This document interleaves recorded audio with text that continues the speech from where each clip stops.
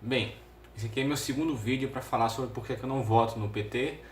Desde então, houve a definição aí do TSE que colocou o Lula realmente como inelegível, então o candidato do PT vai ser o Fernando Haddad.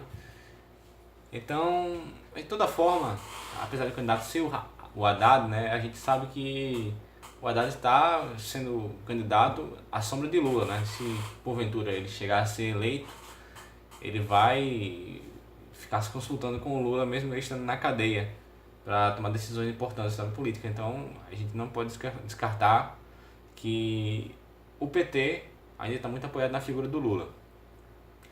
E não pode descartar também o fato de que caso o PT seja o partido a assumir a presidência, né, a chance de Lula ser libertado aumentam, né? Sei lá, o PT pode influenciar no judiciário a partir de atos da presidência, né, através de nomeações, através de influência política mesmo, propriamente, e de indulto, né, e tudo isso pode fazer com que o Lula seja solto e passe, em estando solto, a atuar diretamente no governo, né, se não como presidente, mas como ministro. Então isso é um cenário possível, né? Então eu estou falando aqui de PT, Haddad e Lula, tudo misturado, porque é isso que é, certo? É, o PT, ele no seu governo, no primeiro vídeo eu falei sobre questões econômicas, agora que eu vou falar sobre outras questões afora a economia, né? Ele fez apoios muito estranhos, muito ruins, né, para governos absolutamente tiranos, como por exemplo o governo da Venezuela. Até hoje, depois de tudo que aconteceu na Venezuela, você pode encontrar manifestos de apoio ao Maduro e ao governo venezuelano, que para mim é um absurdo, é um ato hediondo, né? Um ato realmente lastimável, deplorável, nojento, abjeto, né? Então o PT apoia o governo venezuelano, o governo tirano, o governo ditatorial, certo? Então o pessoal do PT fala tanto dos absurdos da ditadura militar no Brasil, que foi realmente um absurdo, que foi uma ditadura, mas quando vai falar de outra ditadura aqui do nosso lado, que está acontecendo agora, né, o tom muda completamente, né? Como se não fosse ditadura lá na Venezuela. É inacreditável, né? E não é só a Venezuela, você vê também que o PT já prestou apoio ao governo de Nicarágua, que também está fazendo repressões violentíssimas a seus opositores, né? Então tem se tornado uma regra. O PT está dando suporte a esse tipo de governo, a esse tipo de regime que está tratando seus adversários políticos como inimigos, que está usando de repressão policial, de violência, para poder se manter no poder. Então, se o governo do PT tem essa atitude de política internacional, o que é que nos impede de acreditar que ele também tenha essa noção de, de que isso é uma coisa certa a se fazer caso ele tenha oportunidade aqui no Brasil? Eu sei, talvez o cenário aqui no Brasil não se desenhe hoje como possível, né, que a coisa se radicalize a ponto de se tornar a Venezuela, se tornar a Nicarágua, mas caso surja oportunidade, você não acha que o PT poderia radicalizar esse ponto caso tenha oportunidade? E é importante lembrar que Lula é uma figura para muitas pessoas muito carismática ainda, né? Que existe muito culto à personalidade do Lula, né? E que o PT joga muito a favor isso, né? O PT incentiva esse tipo de comportamento, esse tipo de endeusamento da figura do Lula, né? Assim como foi feito na Venezuela com o Hugo Chávez, né? Que você vê não não raro quadros de Hugo Chávez com a aura atrás como se fosse um santo, né? Eles tentam realmente fazer essa ideia de uma pessoa acima dos acima da carne, né? Uma pessoa assim quase sobrenatural. E isso está sendo tentado está se tentando fazer isso com o Lula aqui no Brasil, né? Criar aqui uma ideia, né? Ele mesmo falou, né? Ele não sou mais uma pessoa, sou uma ideia. Então isso é muito perigoso, né? Essa questão do culto à personalidade é a raiz, né? A semente de todo regime ditatorial, todo regime autocrático surge daí, né? Dessa fanatização, e isso é um risco muito grande. A gente precisa estar atento a isso e afastar totalmente essa possibilidade do nosso radar, né? Então isso é um ponto de atenção, é um dos pontos que me faz rejeitar bastante a possibilidade de que o PT volte ao poder, né? Outra coisa, o PT fez apoios a esses governos não só do ponto de vista de força política, né, mas também financeiro, né? O PT fez empréstimos via BNDES com o nosso dinheiro para Cuba, fez empréstimos para Venezuela, inclusive tomou calote, né? A gente tomou calote da Venezuela, bilhões de reais, né, que a gente prestou, tá faltando aqui, né? Um absurdo. Então esse suporte que o PT dá, ele é não só ideológico, mas é financeiro também, né? Então é uma coisa que a gente não pode aceitar, né? Outra coisa que não pode passar despercebida é a questão da corrupção, né? O PT antigamente se vangloriava de ser um partido ético, um partido não corrupto, mas nós estamos diante de um dos maiores escândalos de corrupção da história do país, né? Que foi agora desvendado pela Lava Jato, um esquema bastante intrincado, né? Muitas pessoas envolvidas, né? A lista da Odebrecht que mostrou, tem, não sei, muitos nomes envolvidos, quase todo mundo da culpa do PT, talvez por exceção ali do Eduardo Suplicy, tava todo mundo lá envolvido, né? Corrupção, Gleisi Hoffmann, o Lindenberg, o Lula, enfim, o PT tava enfiado até o pescoço na lama em corrupção. Então, se o critério das pessoas for olhar para a corrupção, né? Porque eu vejo muita gente falando da corrupção do Alckmin, não, mas o Alckmin, a merenda, o Alckmin não sei o que. Cara, você já se olhou no espelho? Você apoia o PT. Você não tem que falar de corrupção, certo? Você está defendendo bandido. O Lula é condenado por corrupção e lavagem de dinheiro. Tá lá preso por causa disso. Se enxerga, cara, pelo amor de Deus, né? Então, teve a questão aí da Dilma, quando governou, ela quebrou, né? Porque quando o PT foi um desastre, como eu falei no primeiro vídeo, né? E o PT não tinha mais como financiar as suas políticas sociais, né? E que era o que sustentava lá o tecido eleitoral, né? E aí no último ano do governo Dilma ela começou a atrasar repasses para os bancos, né? E fez com que os bancos públicos, né? E os bancos públicos começassem a financiar com o dinheiro deles as políticas sociais do PT. Isso não pode, né? Isso é proibido pela lei de responsabilidade fiscal. Foram chamadas pedaladas fiscais, né? Isso é uma fraude, né? O que foi agravado ainda pelo fato de que isso foi omitido dos agentes econômicos, então todo mundo achava que o Brasil estava bem com suas contas e não estava coisa nenhuma bem, né? E ela usou essa fraude para poder, com essa informação incorreta que foi passada para as pessoas, se eleger novamente presidente do Brasil, né? A Dilma enganou a todos. Então isso, além de ser uma fraude por si, ainda foi um estelionato eleitoral, né? O que acabou acarretando no seu impeachment, né? Com muita justiça. Houve crime de responsabilidade sem dúvida nenhuma. Então, o PT cometeu esses atos de corrupção, de pedaladas, de apoio a governos ditatoriais, inclusive financeiro. Nesse cenário em que o PT foi cercado aí pela justiça, né, que teve seus esquemas descobertos, houve a criação de uma narrativa de perseguição política, que é um delírio completo, né? Só que aí nessa narrativa você vê muitas frases sugerindo perseguição, e sugerindo vingança, né? Caso a gente volte ao governo, muitas coisas vão mudar, isso não vai acontecer.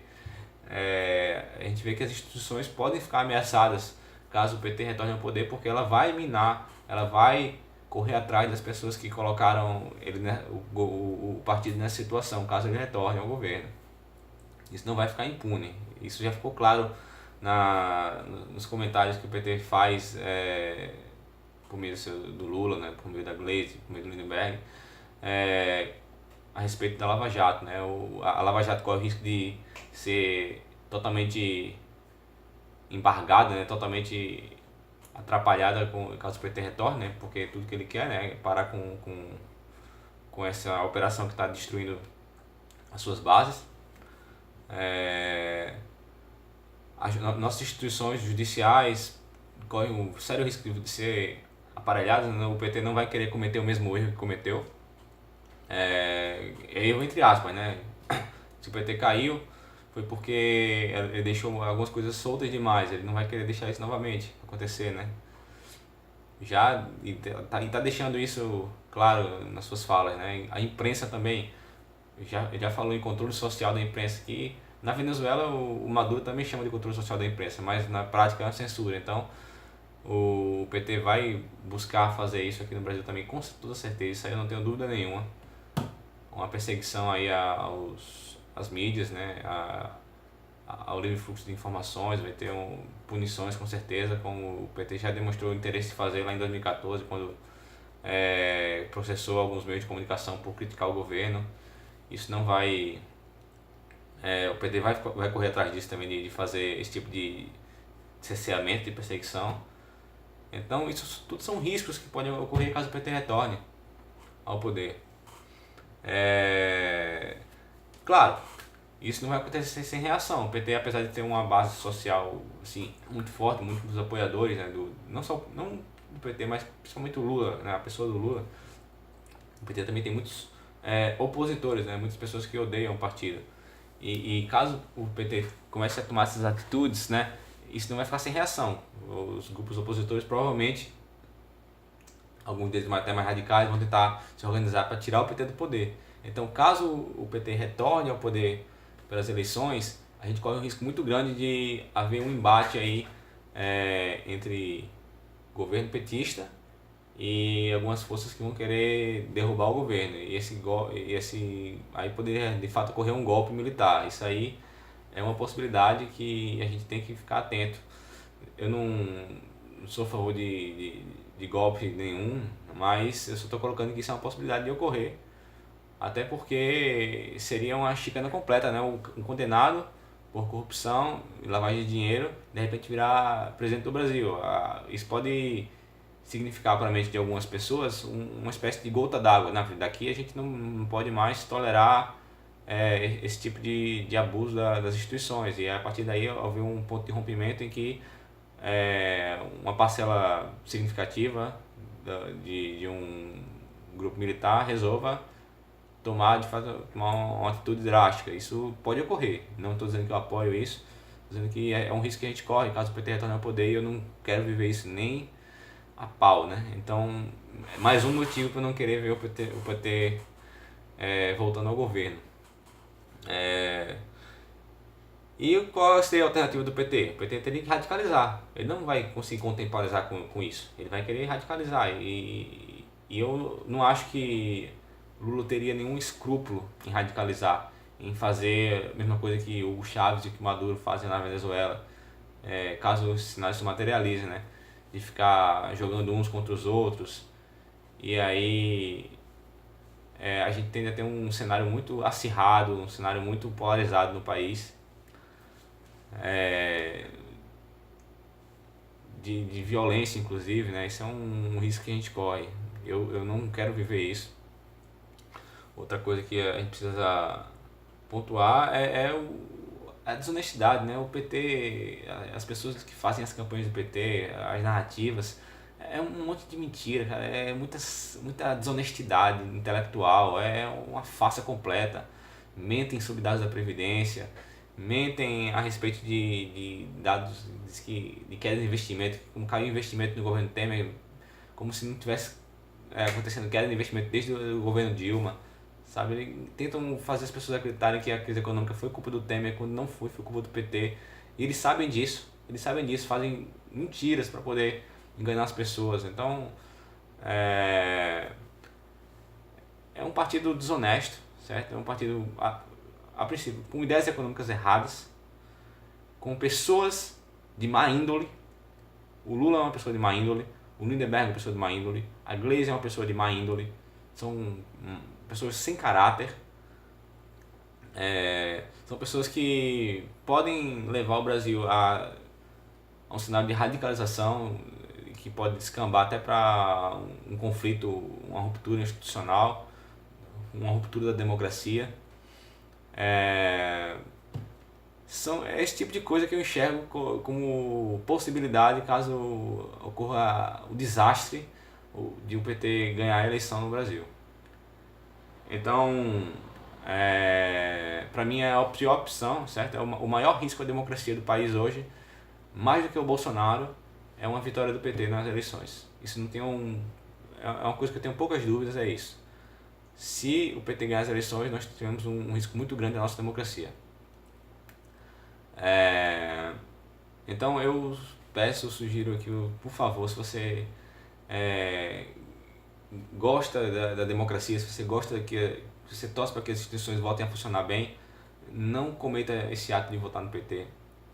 Pense, há outras opções, mesmo que você seja de esquerda, tiver um pensamento mais de esquerda, tem a Marina, tem, sei lá, pense em outra coisa para fazer com o país, cara. A gente não pode correr o risco de passar por um cenário político e econômico como esse, né? A gente está no momento que a gente está com nossas contas públicas fragilizadas, nós temos que ter unidade, nós temos que poder parar para pensar nos nossos problemas econômicos, mas a gente vai conseguir fazer isso se a gente tiver um cenário político mais ou menos estável, né? Senão a gente vai ficar gastando energia com coisa que não deve, quando na verdade a gente vai estar